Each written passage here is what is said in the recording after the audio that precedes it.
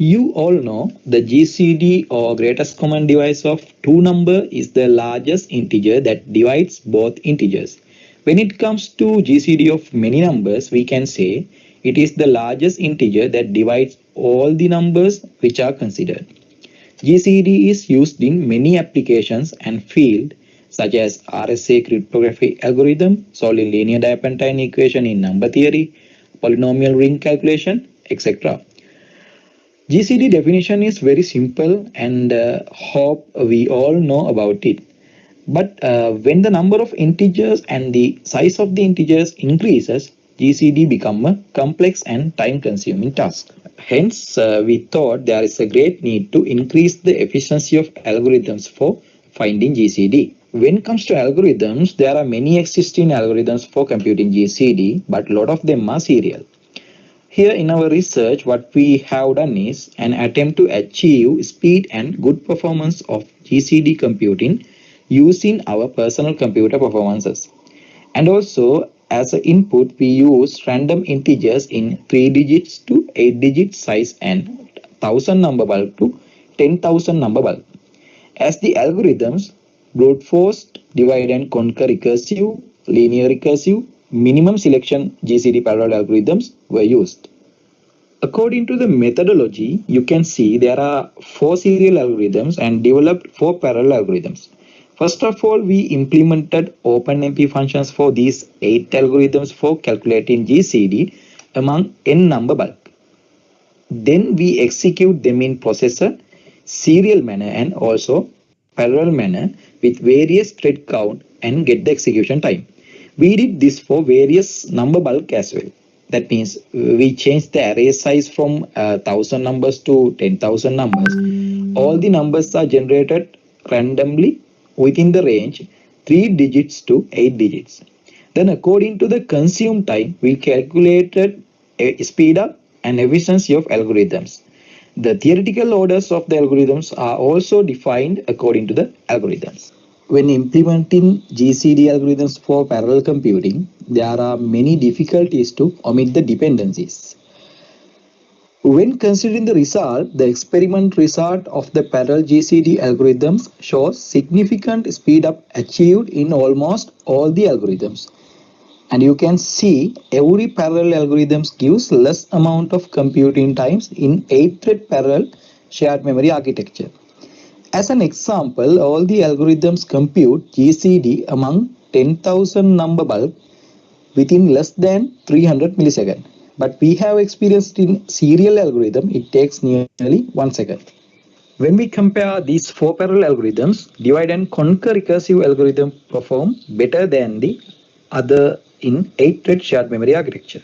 When it comes to speed up and efficiency, linear recursive parallel algorithms achieved more in 8-thread shared memory architecture that speed up about 3.1808. Efficiency is reduced when increase the number of threads. That means we can't achieve speed with power of thread count. As an example, if we have speed up in 2 thread, 1.50284 for minimum selection parallel algorithm, but if we double thread count, speed up not double. It's about 2.0526. So according to the research conclusion, we can say the experimental result of the GCD algorithms shows significant speed up achieved in almost all the algorithms, and the improvement in performance depend very much on the software algorithms we used and their OpenMP implementation with various optimal strategies and OpenMP models. Hereby I close my brief description about this research work, and you can refer my poster for further details. And thank you for this precise opportunity and warmly welcome your comments and questions. Thank you again. Thank you, Gihan. Gihan, can you switch on your video so that we can see your face as well? And I will open to the audience if any questions you would ask, would like to put into Gihan. Yes, sir. Thank you, Gihan Taraka, right? Yes. Yeah. Anyone want to ask any questions?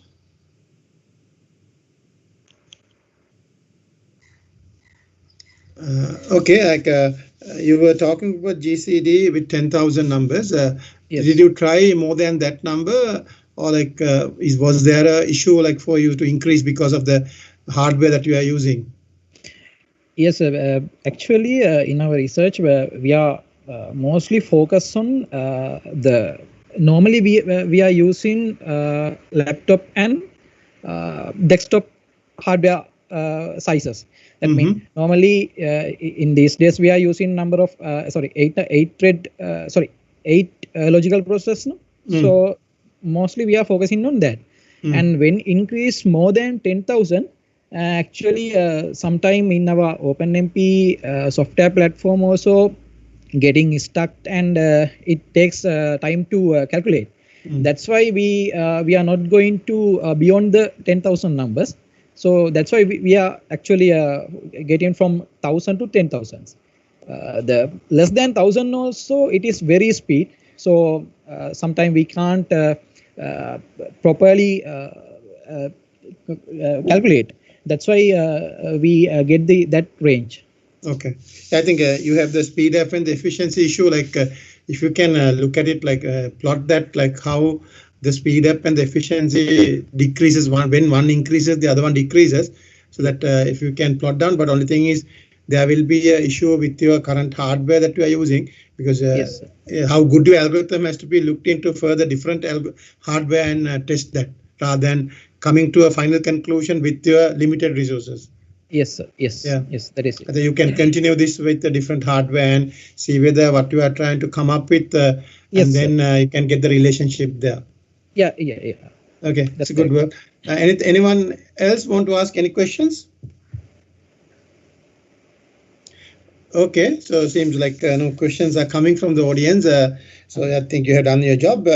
So thank you, Gihan Tarak Patirana, for the presentation, and also like maybe if anyone would like to look into his work, right? So that will be available later on with the poster, and then you can talk to him as well. So thank you again, Gihan, and so we will wind up this first presentation, and I will move into the second one. Okay, thank you so much, everyone. Thank you so much, sir. Thank you. The second presentation is for paper ID 26. The paper title is Generalized Microservice Architecture for Web-Based Database Management System. So it was done by PGD Shamita Dulshan Chandrasena. Shamita holds a BSc Honours degree in Software Engineering from University of Kelaniya. So currently he is working as a software engineer at Virtusa. He was the former president of IEEE student branch of the University of Kelaniya, and his research interests are in the distributed computing and microservices. So we will now watch the video from Shamita, and then we will have a chat with him with some questions.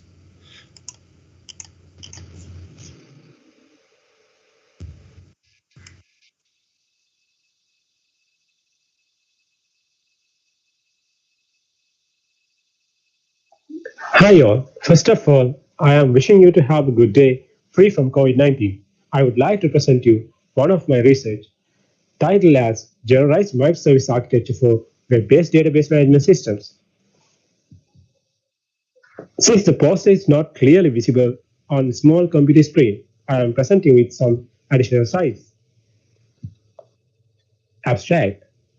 In web-based database management systems, execution of multiple selected queries or the queries requesting a large amount of data records from a single database management service via HTTP request is heavily affected by the performance of the database management service rather than database engine.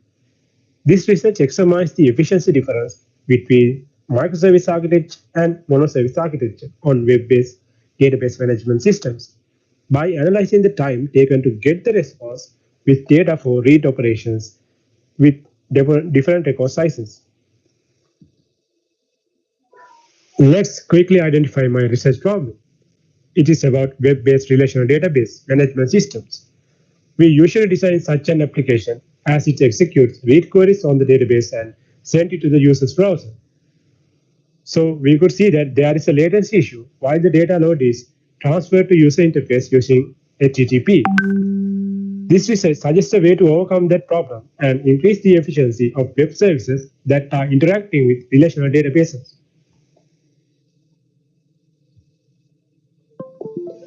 The objectives of this research are investigating the efficiency difference between microservice architecture and monoservice architecture, identifying the alternatives to increase the performance of a database management system using a microservice architecture, and selecting the most suitable architecture to serve the best efficiency.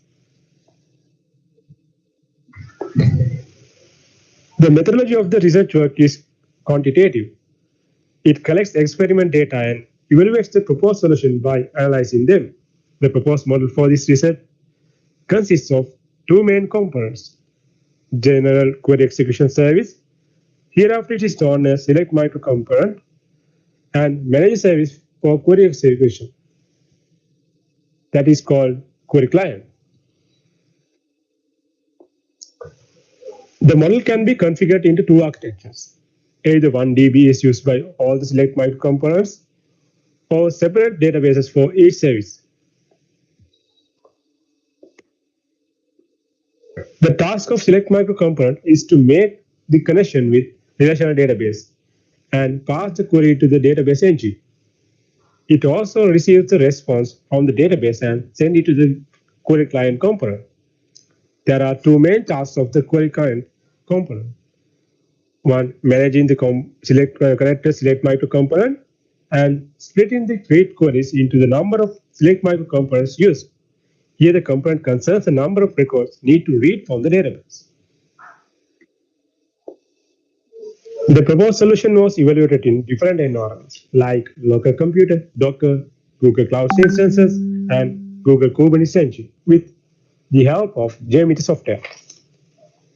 The analysis of the response time for different record sizes identified the local computer environment and Google Kubernetes Engine as the most suitable platforms for presenting the efficiency improvement when using microservices for database access systems.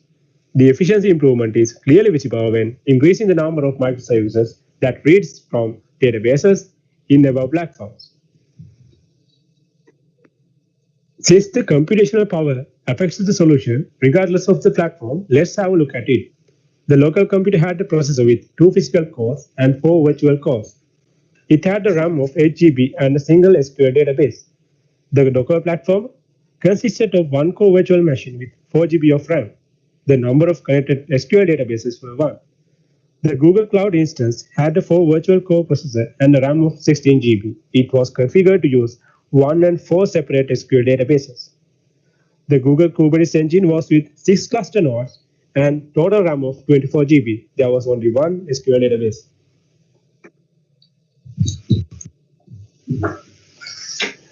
Let's see the conclusions of this research work. The research work proposes a generalized software model for web-based relational database management systems.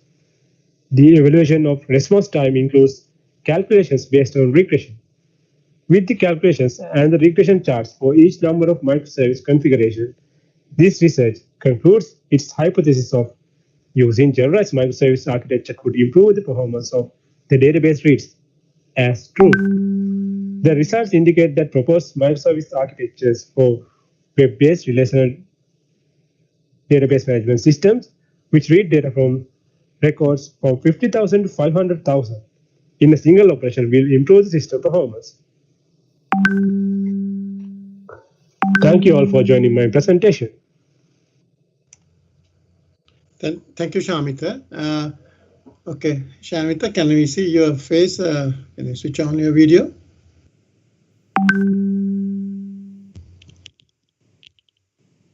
Yeah, from the audience, any questions that you would like to ask from Shamita?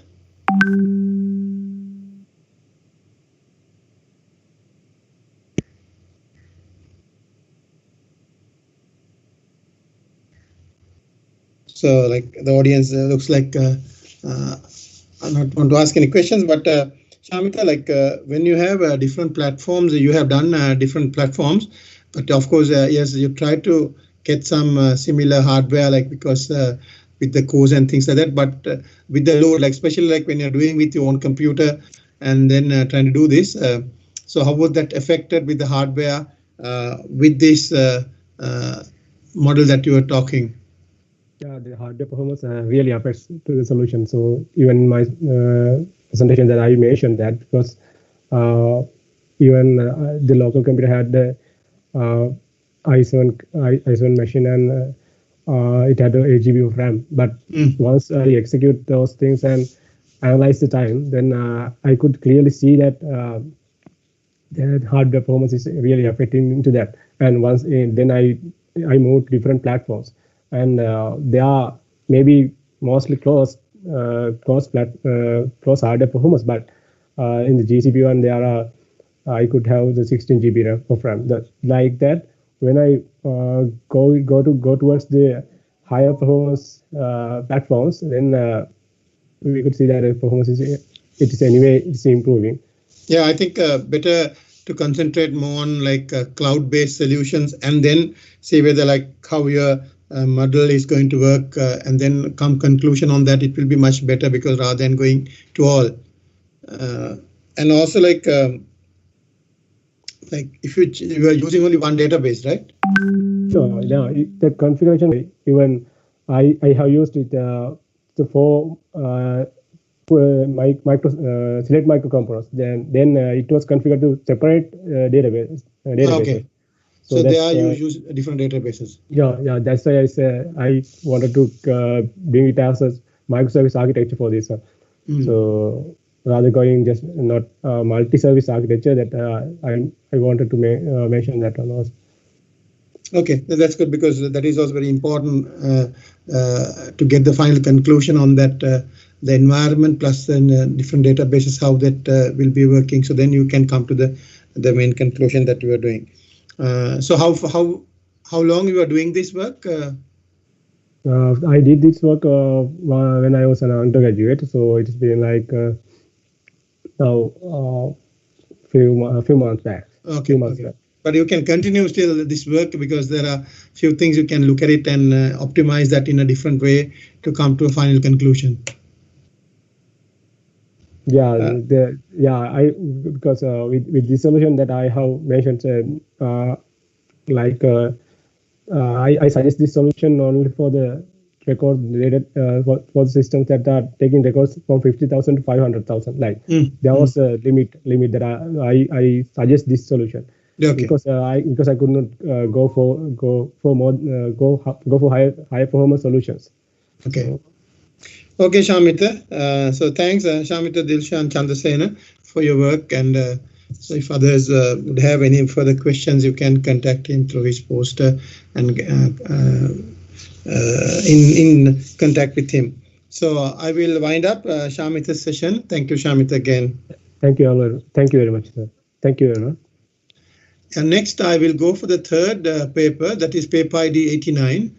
Paper title is a comparative study between the capabilities of MySQL and ClickHouse in low-performance Linux environment. It was presented by Akila Vikramasekara. So Akila is currently working as a senior software engineer.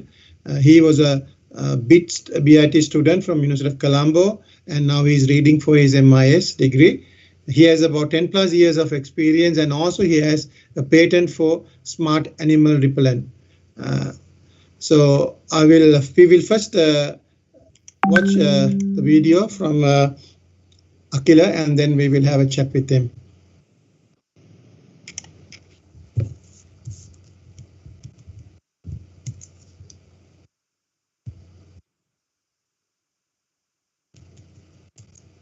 Hello, I am Akila Vikramasekara, working as a senior software engineer and a postgraduate student at UCC. It is a collaborative study done by myself, Dr. Prabhani Denege, and Dr. Vijay Kumar Singha. Our study is based on a comparison to databases, which are MySQL and ClickHouse in the low-performance Linux environment. In software industry, choosing a DBMS is a key point, and poorly planned systems are commonly found in the sector, which leads to system revamp or scaling with growth of the data. When a system needs to process large bundle of data in a fast, reliable way, It requires a suitable environment and should bind with a fitting database. Emerging technologies use devices such as Raspberry Pi under low performance environments, which requires highly efficient databases under low computing power. Inappropriate selection of databases leads to considerable resource wastage in numerous ways such as waste of time, cost, and energy. This study was conducted to compare the performance and query cost of using ClickHouse and MySQL databases. We also appraise behaviors of two databases and their capabilities in thin clients, which act as the client and server by itself as at the same time. Thirdly, we aim to encounter the most efficient database to run in a mini computers with a reduced instruction set computer architecture. In order to get an idea about the query behaviors, we use DDL and DML query commands in a virtual Linux environment with 1 GB RAM and 1.8 GHz single core processor and SSD storage, which represent low computing power even lesser than the recommended minimum requirements of ClickHouse and MySQL. We created MySQL and ClickHouse databases contains 1.5 million records with the same data and same tables. We developed a PHP script to automate the data collection part, and it will run 30 predefined DDL and DVML queries in both databases. PHP script will automatically record 17 parameters when the queries are executing, and from that we mainly focus on average execution time, load average, CPU utilization, memory utilization, discrete I/O, and discrete I/O. According to the results obtained, the execution time of ClickHouse is relatively lower than MySQL. When we compare load averages, it clearly shows that the ClickHouse produces higher load to the server than MySQL. At the same time, the ClickHouse consumes more processing power than MySQL. MySQL CPU utilization is very low, and it is an ignorable amount compared to ClickHouse. Disk-specific data shows that ClickHouse disk-write I/O time is meager compared to MySQL disk-write I/O time, and disk-read I/O time of ClickHouse is higher than MySQL. With the results we got, execution time for the ClickHouse is only about 32%, and it's only half of the time from the time it has taken for MySQL. ClickHouse is faster than MySQL even in a limited resource, low performance environment, and also can be recommended for the low resource environments which handles a large set of data while acting as isolated devices. The outcome emphasized that ClickHouse is more potent for fast data manipulation in a low performance environment. At the same time, efficiency of ClickHouse is much higher than MySQL in a limited resource, low performance environment, and this will lead to maintaining low cost and portable database servers. This finding will lead to a high impact on energy saving, as there are millions of databases using MySQL in large database servers. Finally, the results showed the capability to use these databases, especially ClickHouse, in a small microprocessor, leading to running high-speed standalone AI and ML applications in miniature environments. And this will downpay the energy requirement and cut down the application carbon footprint. Thank you very much. And any questions, please? Okay, Akila, can I have your video on? Hello, can you see me? Yeah. Hello, yeah. Yes, Akila. Anyone, any questions from for Akila yes. from the audience? Yes, I have one question. Okay. So, Akila, can you explain? You presented in your results that the measurements of the CPU utilization, memory utilization, disk read and write measurements, right? Yeah. So, can you explain how you get those values, right? Yeah. We were running a PHP script, as I mentioned earlier. So there are some PHP functions that we can get memory at a process. When starting a process, we can measure the memory when it's there, and after that process is over, we measure the memory again. So we compare the difference between that, and also we have some Linux commands to get the discrete IOs. So with PHP, we execute those commands and we got the discrete IO speed. That will come as a sector wise and it's a couple of data set we are getting. So from that we are filtering what we need and getting the results like that. Okay, so yeah. So you have two values for the two databases, right? So do you recognize any statistically significant difference between these two values? That I mean, do you have conducted some statistical measurements to identify any significant difference, like the PRT test or those kind of tests? Statistical means mainly we were focusing with the performance in this environment. Yeah, that means let's assume that let's imagine that for the MySQL CPU utilization is 98 or some value, Yeah. and for this database it is 100, right? Yeah, yeah, like that. By simply looking at the values, we can't say this is more efficient than the other one, because you need to do some statistical comparison between these two values and identify whether there is a significant difference between the two results. I'm asking from you that you have conducted such experiment. Basically because we have used the same set of environment, no? That means for the MySQL and for the ClickHouse. So we assume that there are no processors ongoing with those things. So from that data we came with an idea, because when we are running some service we can see what is the load average for the server and what is the CPU utilization, like that. So from that values we take the analytics. Okay, but you can find some statistical analysis as well, your results, and then you can give better significance on like how good what we are saying. So you were more concentrating on the low resource environment, right? So this is what. So just to a question, if you have high performance resources, like how this behave, have you just had a look on this these two databases? No, the main focus is to run this in the miniature ones. So yeah, that's right. Yeah. So I think still ClickHouse might be greater. So because many researchers are done in the high performance environment for ClickHouse, because ClickHouse requires much more CPU power. So if there's but the write speed is quite different, right? Write speed is a little bit different, because ClickHouse only do the writing things that it's not capable of updating and editing. That's so like that, as it is column based database, so it will only do writing. So but the thing is that for ML and AL applications we can straightforwardly use this database in many environments, as it's because the vendor says that performance is the minimum performance is much more higher than we used. So we used only 1 GB RAM and a single core processor, but it also gave us the best performance for those. Yeah, that's good. Yeah. Okay. I think thank you. It's a good work. So you can continue on that work as well. So thank you, Akila Vikramasekara, for your presentation and the discussion. So I will thank and I will move for the last presentation. Okay, thank you. So the last presenter, paper ID is 123. The paper title is an enhanced multifunctional transport layer protocol for heterogeneous data in wireless communication. So it's been presented by Ranmal Devage. So Ranmal is reading for his Bachelor of Science Honours degree in Information Technology, specializing in software engineering at the Sri Lanka Institute of Information Technology, Malabe. So his current research interest includes data communication, machine learning, and deep learning.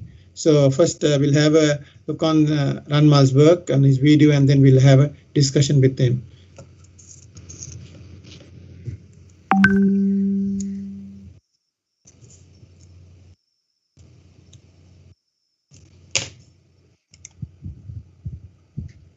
Hello, my name is NRB Devagi, and our research topic is an enhanced multifunction transport layer protocol for heterogeneous data in wireless communication.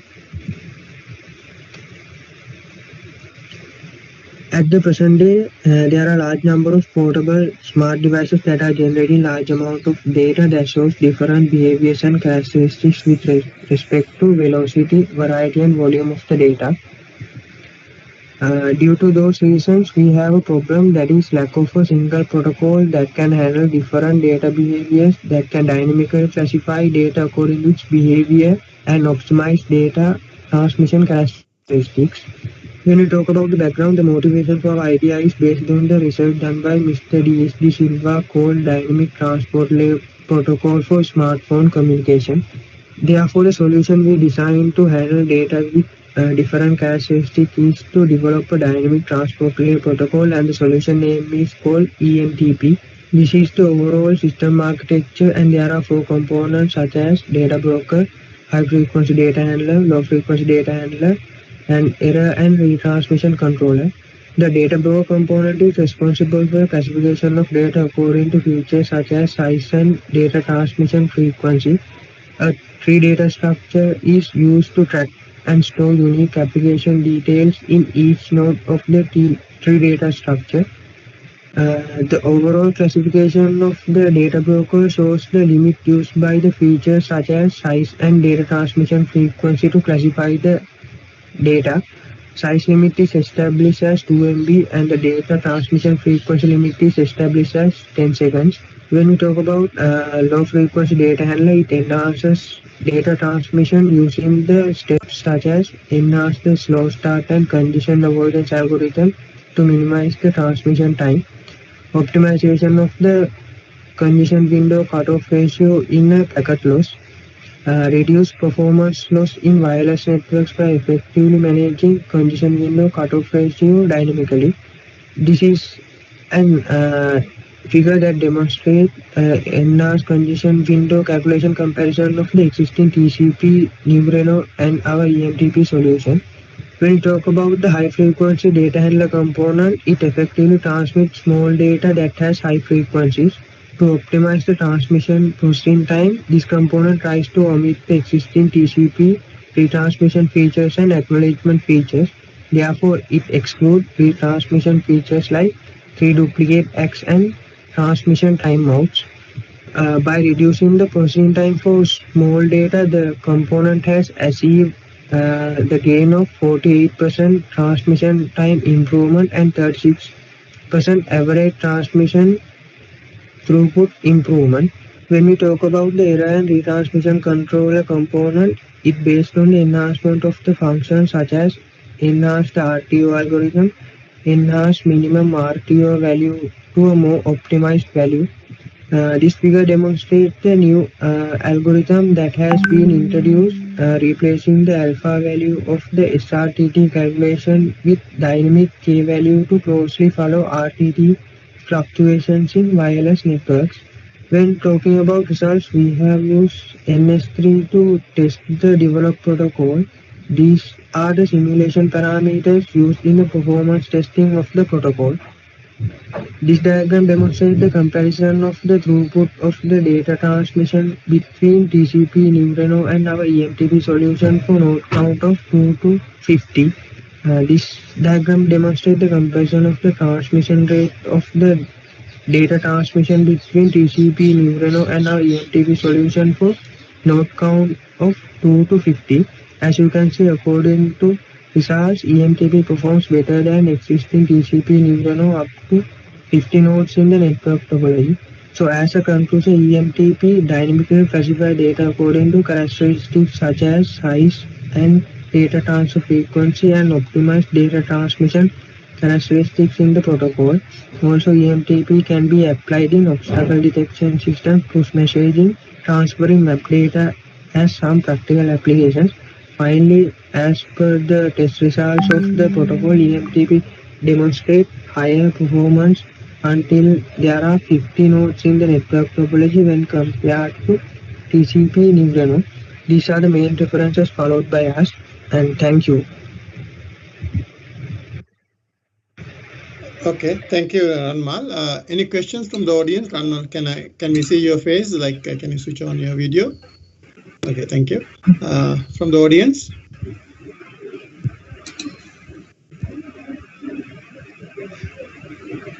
So you were using TCP here, and then did you use only TCP Numereno, like that implementation with your modifications? Yeah, we use the TCP as the base code base, and we improve that based on that, depending dynamically classifying data according to size and the transmission frequency. And we use a tree data structure to classify data because when we communicating with wireless networks, there will be like 100 and 200 nodes sometimes in the grid.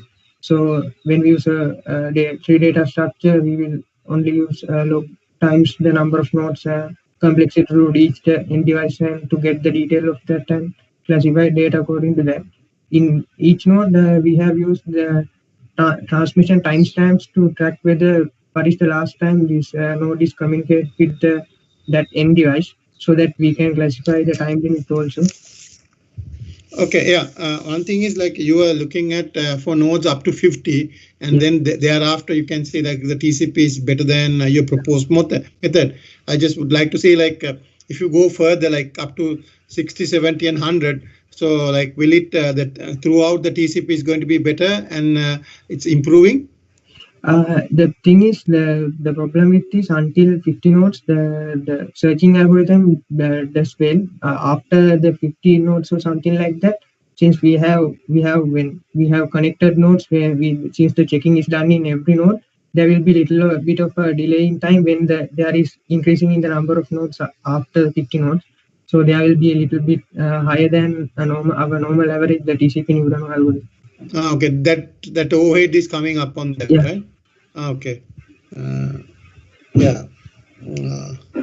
I think yeah, it's good work to look at it and also like see with the different implementation as well. TCP also you can try other implementations and see whether the performance, right? And then you can get a few more information and then try to apply further. But I think 50 is not a bad number to have a constraint and less than that to optimize, because generally like of course there are instances where more than 50. More than 50. Yeah. So I think one thing is like you should look at it how to improve that up to 100 and see whether how you can do that, what changes has to be done, because if you can reduce that overhead which is coming on getting that information is also not going to be another headache. Right, so that I think you can continue. So you are in the 4th year or? Yeah, I'm currently doing my last year. Last year. Okay, so I think keep on working on that. So again, thank you, Ranmal. Thank you, sir. Thank you for that. Okay, thank you. And so I would like to thank all the 4 presenters, Gihan Taraka Patirana, Shamita Dilushan Chandrasena, and then Akila Vikramasekara, and then Ranmal Devage for their presentations and also the discussion. So with that, this particular poster session on distributed computing will come to end. And I think we are just behind the time, so that the next session will be starting at 3:50 on this parallel track, or there's another parallel track as well, 3:50. So you can join that. So thank you again, and also people who are behind doing the video presentation and helping me. So I would like to thank everyone, and so we will come to end of the session of this poster. So over to the composer. Thank you, Dr. Ajanta. So the tea break is kind of overdue, I think. So you have until 3:50 to join other session. So thank you everyone for listening to this interesting session.